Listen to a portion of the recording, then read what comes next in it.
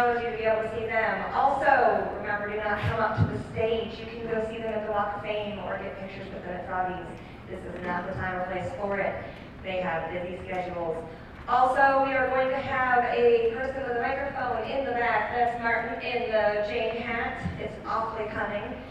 Please make a line behind him. He's going to be screening your questions beforehand, so he's going to ask you, please have your question in line when you get to him.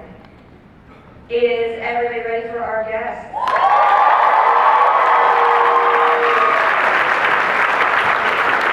right. I believe they are ready, so without any further ado, we have James Marsters.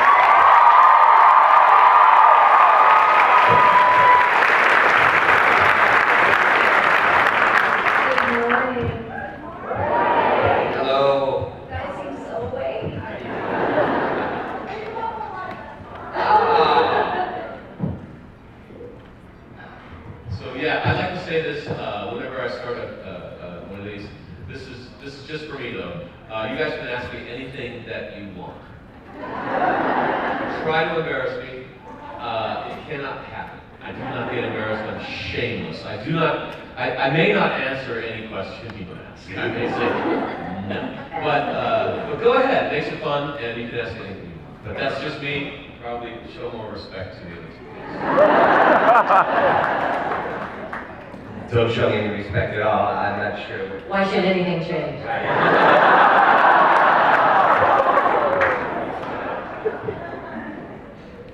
right, I think we're going to go into our questions. Hi guys. I was wondering if there was ever anything one of your co-stars got to do that you wish you could have done. Sarah got to do, Buffy got to do Spike, and I was always I had to walk in the basement for like 3 days. I gave her some traits, but vampires don't pass out on tranquilizers, and I was like, fall asleep already.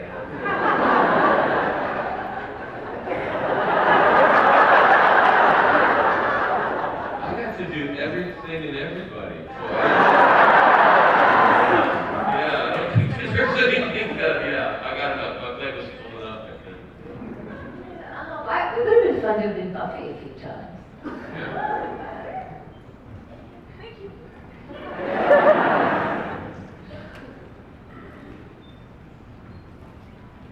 Hi.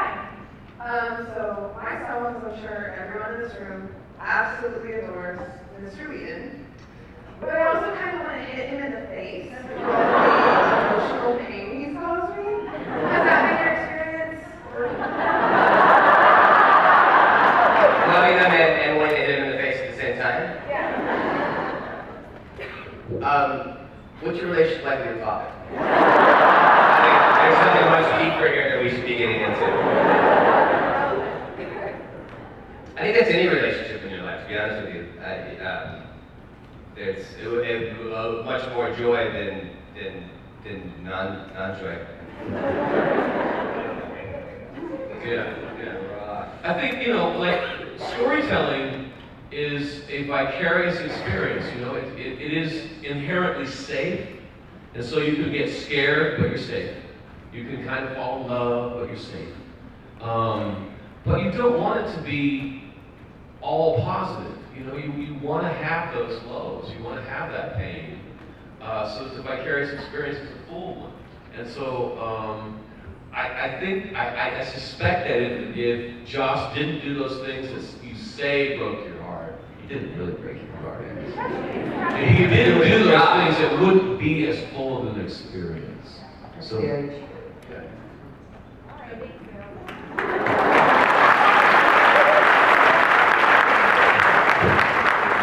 he was trying to hurt you. He really, really was. He was so angry that the WB announced that Spike was going over on Angel before he killed me off on Buffy. He was like, I wanted them all to cry.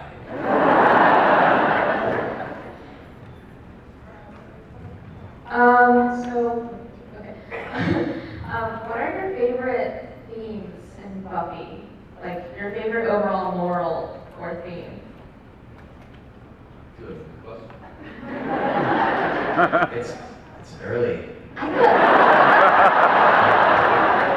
think basically Buffy is a coming of age story, and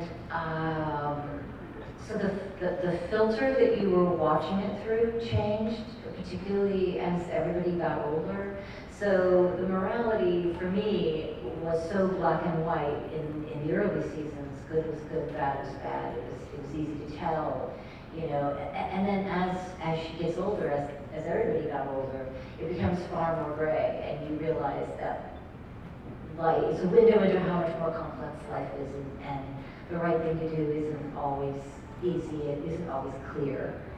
So for me, the morality changed and got much more complicated and much more gray and much more true to adult life as it went on. Yeah. Thematically, for my character, it was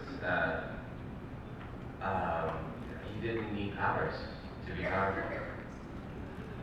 You know, the power of listening, the power of observing was just as important as the power of making fireballs go. I think, yeah, at the base of it is, and I never really thought about what we were talking about. You're right. But in the beginning, in the beginning, it was how do you get through adolescence? You know, because in adolescence you figure out that the world is messed up, that your parents are kind of idiots, and that your teachers only half understand the things that they're teaching you. And how do you realize that and then not give up in the face of it? How do you keep trying? I think that's the theme of Buffy, is don't give up. But you're right, the morality question. Thank God, because otherwise I would have been killed off immediately. Gray area.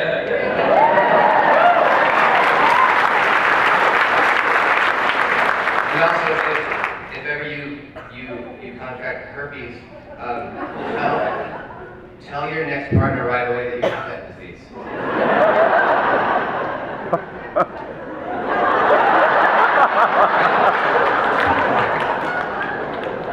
Thank you, Nick. Pearls for the day. Yeah, you are it. That was an allergy medicine, by the way. Okay, so right after it's not a question. Well, it is. Could you do an improv for us, just like in your characters? Oh God, there's no way right now I can do it. Okay. I couldn't even imagine doing that right now. Merciful Zeus! There we go.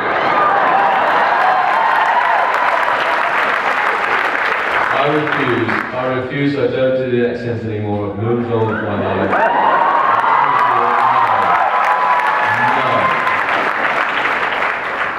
I'll just sit here quietly and be supportive.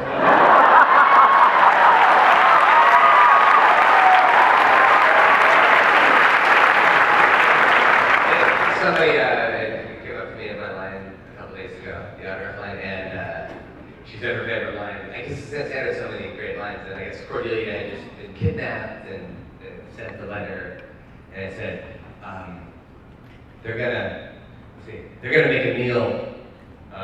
It's like they're gonna cook Cordelia or something. They're gonna make a meal for Cordelia. Like, oh, so she's fine, guys. They're gonna make her dinner. They're never gonna cook her. Here, like, it's fine. I'm like,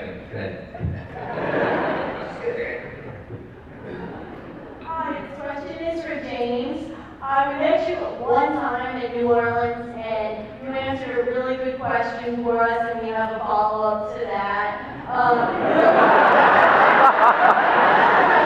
You haven't given it much thought at all. Just off the cuff. Only people that probably asked him this question. And everyone will be upset on this question. But we talked about Dragon Ball evolution, and what I really need to know is, will they ever make a Dragon Ball Z? We know that you said you really liked playing Piccolo. Will they ever pick up TV, movie, doesn't matter, will they? I think it's possible that they'll make a Dragon Ball Z, but I do not think they'll use the producer that did Dragon Ball. I think it'll be a complete reboot and they'll start from scratch. So I'll have to go audition again, but I would love to go. I'll give it a shot. But yeah, no, they're not gonna. It's dead.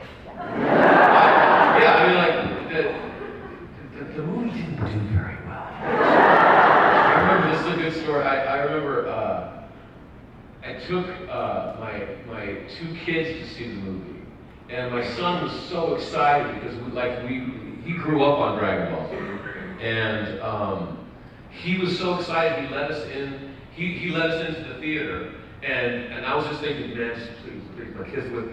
It's opening day, please, big audience, please. And packed.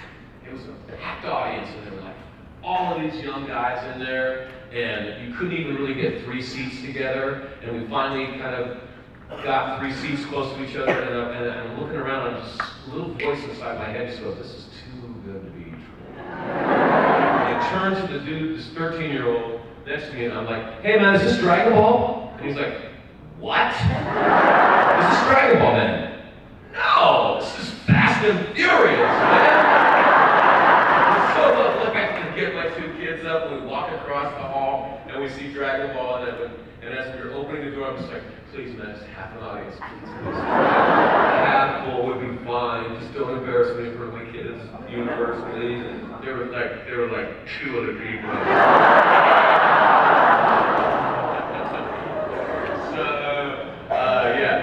The film did well in Asia. But not too great here.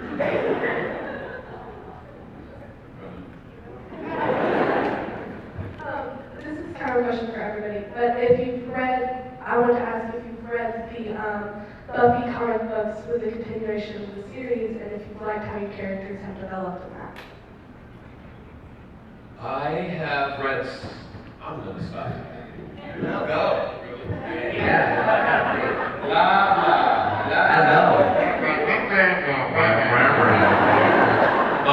Yeah, I've read some of it, and I think it's fabulous. You know, apparently, I was talking to David Fury about this, and apparently Joss has tried to get it. He's tried to go back and like do like a Xander television movie or do a Spike television movie or he has wanted to come back and revisit the characters and keep working on it, but every time he tries, the Kazuis ruin it. They are the people that produced the original film, and when Joss signed that contract, he had no power at all. So the Kazuis got a great contract, and they got the rights to all Buffy characters that come out of that universe. So they were on paper producers of the television show, although they didn't have any say in anything, but they did get paid out. But apparently, whenever Joss has tried to go back and film anything, they come in and demand so much money and control that it just blows up before he can ever get a camera on anything. So that's why he is, doing comics. That's why a lot of the writers go back and write the comics, is because they love the characters, they love the situations, and comics gives them the ability to explore it. So I'm like, awesome, because as much as those writers can keep going back to those characters, I mean, they're all like producing some of the biggest shows in Hollywood, but whenever I talk to them, like David Fury's like, yeah, 24 is great, but I just want a demon to come out. They really do. So yeah, I love the comics. They're great. Yeah. Yeah, it's wonderful. I look great. I like the eye patch. Like Josh knew that it was going to be a comic, He said that has to do with an eye patch. That's standard. My love life situation, I think it's fine. I'm totally fine with the John and Xander relationship. You what? Yeah. You dog. Yeah, Will she always be 12 to you though? No, well, I saw her in she did a spread in FHM. She She's not 12 anymore. Yeah, we've been scissoring for a while. I'm sorry. She's 40 years old. I will think of her as. Not unless she's in front of you. All right, then you do like you're not 12 anymore, right? All right. But I'm a wonder. I've had my eye on you for a long time. Anyway, that's it.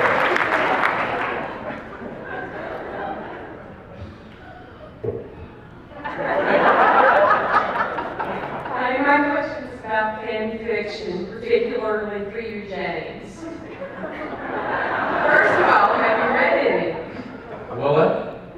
Fan fiction, have you read any? No,